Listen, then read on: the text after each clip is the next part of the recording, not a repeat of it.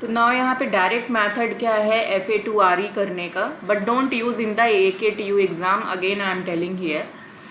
तो now here Q0, Q1 and Q2. Already I told this one from the RE to this. तो suppose अगर यहाँ पर ये given है AB, अगर ऐसा कोई डायग्राम है तो if you want to calculate what will be the RE, तो आप देखिए सीरीज में है, दैट मीन्स डॉट प्रोडक्ट में आएगा, तो A dot B is the answer यहाँ पर होगा, A डॉट B, क्योंकि देखिए यहाँ पर Q2 तक कितनी स्ट्रिंग जा रही है, A रीड किया फिर B रीड किया, आप Q2 पे पहुँच गए, नथिंग एल्स.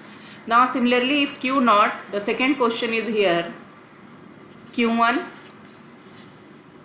और ये आपका A है और यहाँ पर ये आपका B है. तो इसका अगर हमें RE निकालना होगा तो आई विल राइट हियर, देखिए यहाँ पे Q0 पे या तो A आएगा तो भी एक्सेप्टेबल है, B आएगा तो भी एक्सेप्टेबल है. That means A plus B is the answer for this. Let's take another question here.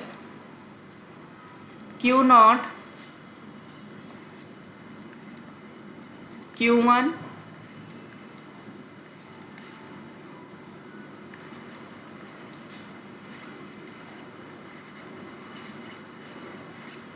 ये आया. तो अब देखिए Q0 से Q1 अगर हम जाते हैं, इसका अगर हम R निकालते हैं, रेगुलर एक्सप्रेशन निकालते हैं, तो Q0 से Q1 गए, दैट मीन्स A आया. फिर Q1 पे आप देखिए तो सेल्फ लूप है, यानी कि रास्ते में हमें B स्टार मिल सकता है. नेक्स्ट हमें Q2 तक पहुंचने के लिए C ट्रेवल करना पड़ेगा from Q1 to C, then only you will see कि this string will be accepted.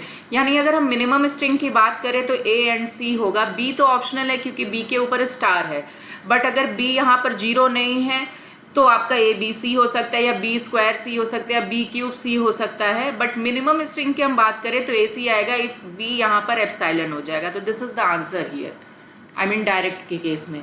अगर हमने यहाँ पर देखो Q0 लिया, Q0 को ही फाइनल बना दिया और यहाँ पे Q1 है, यहाँ से हम आए A और ये आए B.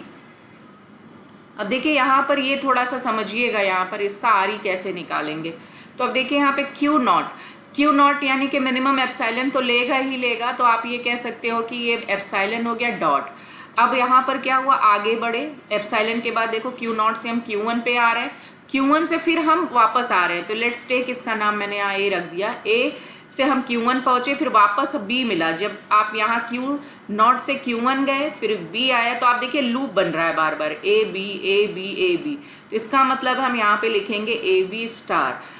एप्सिलॉन से मल्टीप्लाई करोगे तो मिनिमम क्या आ जाएगा आपका AB स्टार. आप देखिए तो मिनिमम एप्सिलॉन तो आ ही जाएगा, इसमें स्टार की वैल्यू 0 रखोगे तो epsilon. And if you open this then it will be like that, AB then AB, क्योंकि लूप जो चल रहा है वो AB के रोटेशन में चल रहा है, जो रिपीटिशन आ रहा है यहाँ पर. Let's take one more question. Q0,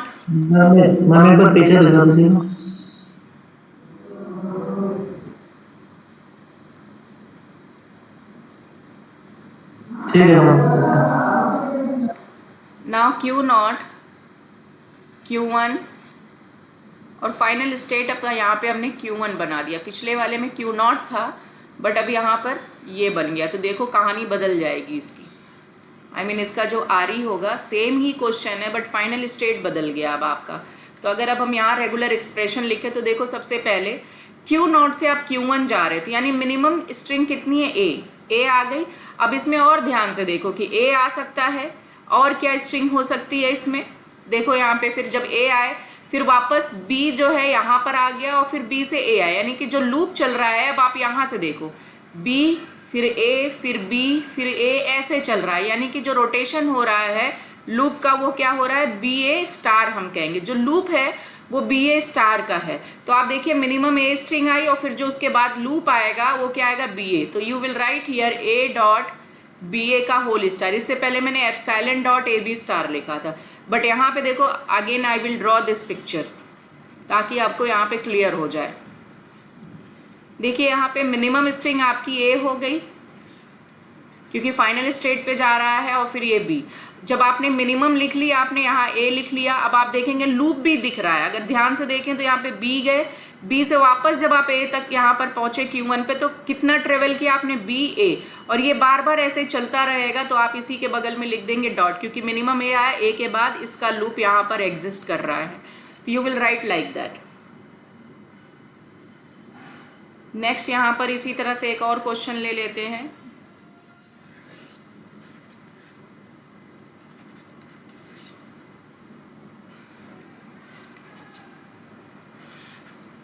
इसमें थोड़ा सा लूप का है, थोड़ा सा आपको समझना है कि लूप कैसे वर्क कर रहा है, उसके बाद तो आप लिख सकते हो करेक्टली, और ये प्रैक्टिस के बाद आ जाएगा आपका।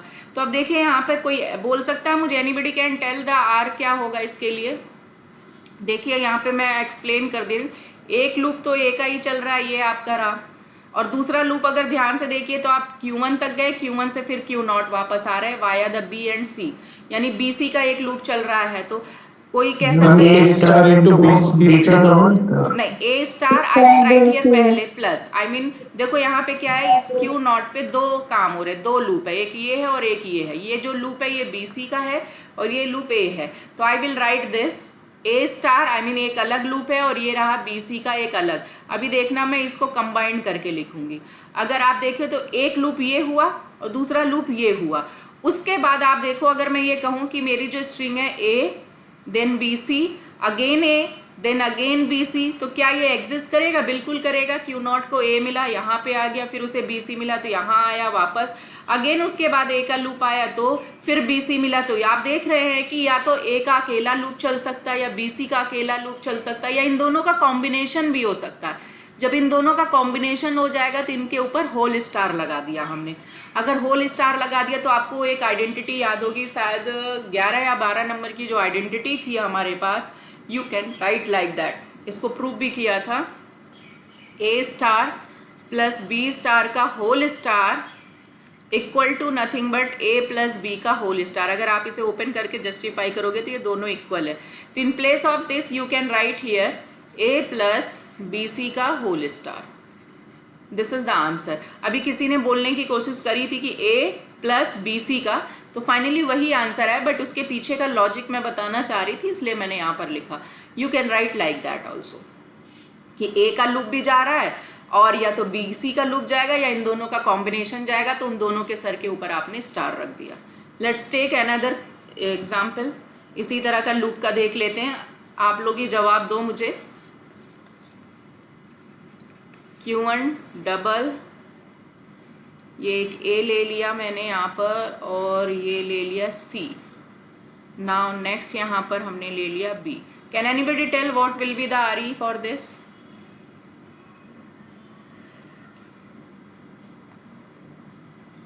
देखिए मिनिमम स्ट्रिंग पहले फाइंड आउट कर लीजिए। यहाँ पर ये आया A, अगर A आता है तो आपका ये आ गया। देन अब दूसरा लूप यहाँ पर देखिए फाइनल स्टेट पे क्या आ रहा है, एक तो B आ रहा है, केवल B का भी लूप आ सकता है। आई मीन A मिलने के बाद इसका मतलब क्या होगा, यहाँ पर एक तो B आ जाएगा, एक लूप तो ये बन जाएगा। दूसरा लूप अगर आप देखिए तो Q1 पे ही आप C से Q0 पे गए फिर वापस आए, तो यानी कि ये जो लूप है ये वाला, ये रास्ता, ये एक लूप क्रिएट कर रहा है। दैट मीन्स प्लस या तो B का लूप चलेगा या CA का लूप चलेगा। CA, अब देखो इन दोनों के कॉम्बिनेशन से अभी प्रीवियस क्वेश्चन में ही देखा था, B या फिर CA का लूप होगा, लेकिन मिनिमम स्ट्रिंग आपकी A तो होगी क्योंकि A आया है यहाँ पे स्टार्टिंग में और इसका स्टार कर दिया मैंने, क्योंकि आइदर B का लूप चल रहा है या CA का लूप चल रहा है एंड देन होल का स्टार। क्योंकि अभी प्रीवियस क्वेश्चन में मैंने बताया आप ऐसे अलग अलग लिखोगे, कंबाइंड करके जब आप लिखोगे तो finally equivalent to this.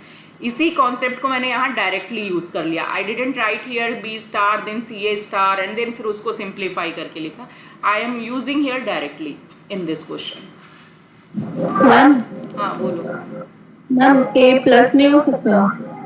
Plus क्यों होगा बेटे, सीरीज में है। देखो यहाँ पर आपका ये क्या है, Q0 से यहाँ पर आया आप, दैट मीन्स A मिला। अब जब A मिल गया तो यहाँ पर देखो, यहाँ पर ये दो पैरेलल लाइन नहीं है ना। आई मीन एक तो आप मिनिमम Q1 पे पहुँच गए, आप इस समय Q1 पे हैं। Q1 कह रहा मैं तो A ले ही रहा हूँ, साथ में वो तो देखो B का लूप ले रहा है, तीसरा लूप मैं बना रही हूँ यहाँ पे आपको, दैट इज अ CA का लूप है। देखो ये सब कुछ Q1 पे ही है, तो Q1 को आपने दिया क्या A, ठीक। तो ये तीनों देखो एक पे ही है ना, यहाँ पर ये यहाँ पर आ गया तो ये Q1 को A मिला। और ये जो आप देखो ये जो लाइन है ये तो Q0 से आ रही है बेटे, तो ये तो फिक्स है, ये वाली चीज फिक्स है। या Q0 से आपने चलना स्टार्ट किया, क्योंकि अगर Q0 से आपको रास्ता नहीं मिलेगा, ये जो होती है ना लाइन, ये कंपलसरी होती है, ठीक, तो मिनिमम आपको तो ट्रेवल करना ही पड़ेगा ना यहाँ तक। जब आप Q1 पे पहुंच जाओगे तो Q1 पे 2 लोग और नजर आ गए, तो हमने क्या किया, उसको इसके सीरीज में डाला। सीरीज में कैसे डाला, 2 लूप था, तो या तो ये होगा या तो ये होगा, ए के बाद या तो इसका लूप चल रहा होगा या तो इसका लूप चल रहा होगा। तो या का मतलब प्लस लगा दिया, क्योंकि 2 अलग अलग लूप थे एक ही के ऊपर। तो हमने कहा तुम दोनों में से कोई भी ए के साथ कंबाइंड हो सकता है, इवन दोनों एक साथ भी आ सकते हैं। तो इसके ऊपर स्टार रख दिया, तो बी सी ए का भी कॉम्बिनेशन हो सकता है, ओनली बी का कॉम्बिनेशन हो सकता है, ओनली सी ए का कॉम्बिनेशन हो सकता है ए के साथ। तो इन दोनों के बीच में प्लस नहीं आएगा बेटा, ये देखो डॉट आएगा यहाँ पर। अगर ये लाइनें कुछ ऐसे होती, प्लस कब आता, जब ऐसे यहाँ पर पैरेलल लाइनें चलती हैं, तो ए प्लस आता। ठीक है, आपको इसीलिए मैंने बेसिक कॉन्सेप्ट बताया। मैं पीछे में पूछना चाह रहा था मैं क्वेश्चन में, शायद उसमें हम जो पैरेलल थी वहीं पे प्लस था ना? कहाँ पे प्लस था? वो अभी मैंने सेकंड वाले क्वेश्चन में जो आपने लिया, ये रहा सेकंड क्वेश्चन। ये a प्लस b, ये तो पैरेलल नहीं है यहाँ पर, इसलिए a प्लस b लिया है प्लस लिखा है ना बेटे। Q0 से Q1 फाइनल स्टेट है, या तो A मिलेगा या B मिलेगा। फाइनल स्टेट क्या होगा, यानी कि या तो स्ट्रिंग जो होगी A एक्सेप्टेबल होगी या फिर B होगी। क्या मैंने ऐसा लिखा कि दोनों एक्सेप्टेबल है, आई मीन A B करके लिखा मैंने? नहीं। अगर ऐसा होता तो फिर मैं यहाँ पर लिखती ना A B। दोनों एक ही जगह से चल के एक ही जगह पहुंच रही है ना, इसलिए पैरेलल लाइन हुआ। तो यहाँ पर आप प्लस लगाओगे, या आ रहा है, या तो Q0 से आप या तो इस रास्ते से जा रहे हो Q1 तक, या आप इस रास्ते से जा रहे हो। बट ऐसा थोड़ी कि पहले थोड़ी दूर यहाँ तक चले, फिर B मिला, फिर आगे बढ़े। ऐसा ये वाली सिचुएशन है कि Q0 से Q1, आपको Q0 से Q2 पहुंचना है। तो Q0 से Q2 पहुंचने के लिए आपने कहा कि पहले मैं Q1 पे रुकूंगा, इतनी डिस्टेंस ट्रेवल किया तो इसका नाम A है, फिर Q1 से आगे बढ़े तो ये B है, तो ये कंटिन्यूएशन में है। क्लियर हुआ बेटा? Yes ma'am, yes ma'am, thank you. तो ओके, आप टाइम हो गया, today I will stop here.